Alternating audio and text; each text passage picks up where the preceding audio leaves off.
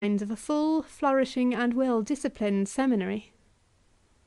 As I traversed the classes in company with M. Pelet, a profound silence reigned on all sides, and if by chance a murmur or a whisper arose, one glance from the pensive eye of this most gentle pedagogue stilled it instantly.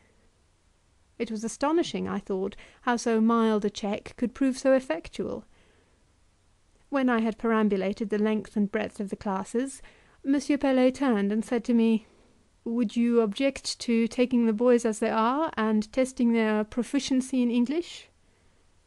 The proposal was unexpected. I had thought I should have been allowed at least 3 days to prepare, but it is a bad omen to commence any career by hesitation, so I just stepped to the professor's desk near which we stood, and faced the circle of my pupils. I took a moment to collect my thoughts, and likewise to frame in French the sentence by which I proposed to open business. I made it as short as possible. "Messieurs, prenez vos livres de lecture." "Anglais, français, monsieur?" demanded a thick-set, moon-faced young Flamand in a blouse. The answer was fortunately easy. "Anglais." I determined to give myself as little trouble as possible in this lesson. It would not do yet to trust my unpractised tongue with the delivery of explanations. My accent and idiom would be too open to the criticisms of the young gentlemen before me, relative to whom I felt already it would be necessary at once to take up an advantageous position, and I proceeded to employ means accordingly. "Commencez," cried I, when they had all produced their books. The moon-faced youth, by name Jules Vanderkelkov, as I afterwards learnt, took the first sentence. The livre de lecture was the Vicar of Wakefield, much used in foreign schools because it is supposed to contain prime samples of conversational English. It might, however, have been a runic scroll for any resemblance the words, as enunciated by Jules, bore to the language in ordinary use among the natives of Great Britain. My God, how he did snuffle, snort, and wheeze! All he said was said in his throat and nose, for it is thus the Flamands speak, but I heard him to the end of his paragraph without proffering a word of correction, whereat he looked vastly self-complacent, convinced, no doubt, that he had acquitted himself like a real born-and-bred Anglais. In the same unmoved silence I listened to a dozen in rotation, and when the 12th had concluded, with splutter, hiss, and mumble, I solemnly laid down the book. "Arrêtez," said I. There was a pause, during which I regarded them all with a steady and somewhat stern gaze. A dog, if stared at hard enough and long enough, will show symptoms of embarrassment, and so at length did my bench of Belgians. Perceiving that some of the faces before me were beginning to look sullen, and others ashamed, I slowly joined my hands and ejaculated in a deep voix de poitrine, "Comme c'est affreux!" They looked at each other, pouted, coloured, swung their heels. They were not pleased, I saw, but they were impressed, and in the way I wished them to be. Having thus taken them down a peg in their self-conceit, the next step was to raise myself in their estimation, not a very easy thing, considering that I hardly dared to speak for fear of betraying my own deficiencies. "Écoutez, monsieur," said I, and I endeavoured to throw into my accents the compassionate tone of a superior being, who, touched by the extremity of the helplessness which at first only excited his scorn, deigns at length to bestow aid. I then began at the very beginning of the Vicar of Wakefield, and read, in a slow, distinct voice, some 20 pages, they all the while sitting mute and listening with fixed attention. By the time I had done, nearly an hour had elapsed. I then rose and said, "C'est assez pour aujourd'hui, monsieur. Demain nous recommencerons, et j'espère que tout ira bien." With this oracular sentence I bowed, and in company with M. Pelet quitted the schoolroom.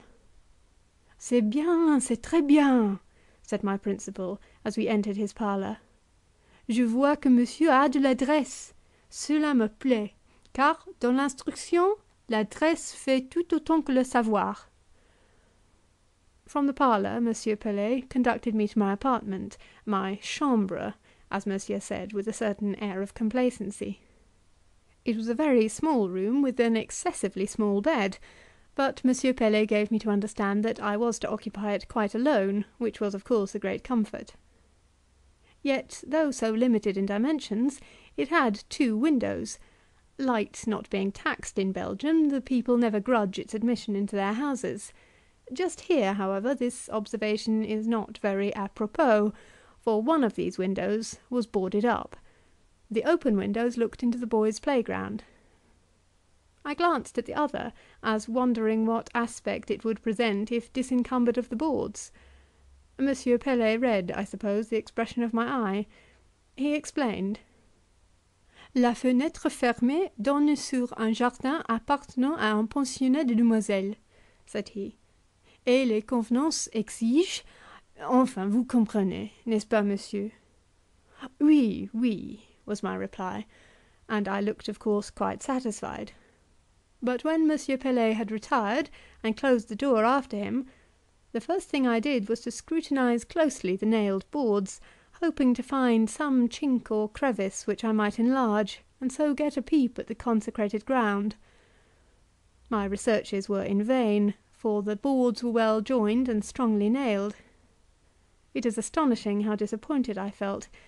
I thought it would have been so pleasant to have looked out upon a garden planted with flowers and trees, so amusing to have watched the demoiselles at their play, to have studied female character in a variety of phases, myself the while sheltered from view by a modest muslin curtain, whereas, owing doubtless to the absurd scruples of some old duenna of a directress, I had now only the option of looking at a bare gravelled court, with an enormous pas de géant in the middle, and the monotonous walls and windows of a boys' schoolhouse round them.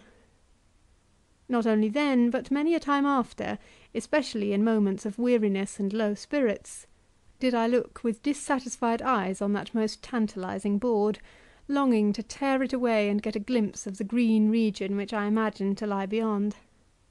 I knew a tree grew close up to the window, for though there were as yet no leaves to rustle, I often heard at night the tapping of the branches against the panes. In the daytime, when I listened attentively, I could hear, even through the boards, the voices of the demoiselles in their hours of recreation, and, to speak the honest truth, my sentimental reflections were occasionally a trifle disarranged by the not quite silvery, in fact the too often brazen sounds, which, rising from the unseen paradise below, penetrated clamorously into my solitude. Not to mince matters, it really seemed to me a doubtful case whether the lungs of Mademoiselle Reuter's girls or those of Monsieur Pelet's boys were the strongest, and when it came to shrieking, the girls indisputably beat the boys hollow. I forgot to say, by the way, that Reuter was the name of the old lady who had had my window boarded up. I say old, for such I of course concluded her to be, judging from her cautious, chaperon-like proceedings. Besides, nobody ever spoke of her as young. I remember I was very much amused when I first heard her Christian name. It was Zoraide, Mademoiselle Zoraide Reuter. But the continental nations do allow themselves vagaries in the choice of names, such as we sober English never run to. I think, indeed, we have too limited a list to choose from. Meanwhile, my path was gradually growing smooth before me. I, in a few weeks, conquered the teasing difficulties inseparable from the commencement of almost every career.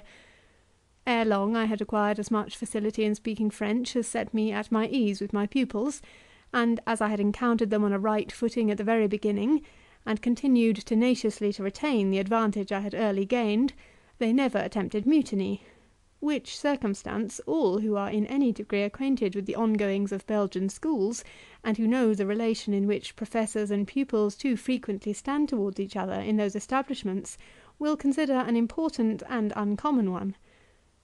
Before concluding this chapter, I will say a word on the system I pursued with regard to my classes. My experience may possibly be of use to others. It did not require very keen observation to detect the character of the youth of Brabant, but it needed a certain degree of tact to adapt one's measures to their capacity. Their intellectual faculties were generally weak, their animal